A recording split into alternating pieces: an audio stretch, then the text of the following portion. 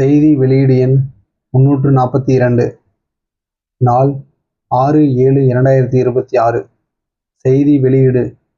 மாண்புமிகு உணவு மற்றும் உணவுப் பொருள் வழங்கல் துறை அமைச்சர் திரு ப.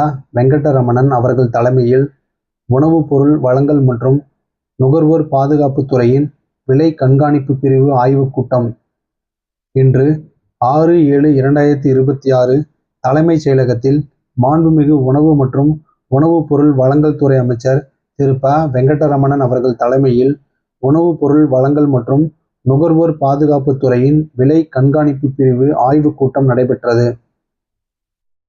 இக்கூட்டத்தில் அத்தியாவசிய பொருட்களின் விலையினை தினசரி கண்காணித்து விலை அதிகரிக்கும் நேர்வுகளில் அதனை கட்டுப்படுத்திட மேற்கொள்ள வேண்டிய நடவடிக்கைகள் குறித்து விவாதிக்கப்பட்டது.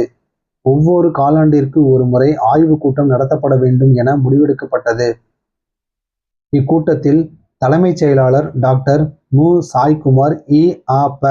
கூட்டுறவு உணவு மற்றும் நுகர்வோர் பாதுகாப்புத்துறை கூடுதல் தலைமை செயலாளர் திருமதி பெ. அமுதா, இ.அ.ப. தமிழ்நாடு நுகர்பொருள் வாணிப கழகத்தின் தலைவர் நிர்வாக இயக்குனர் டாக்டர் பு. உமாநாத், இ.அ.ப.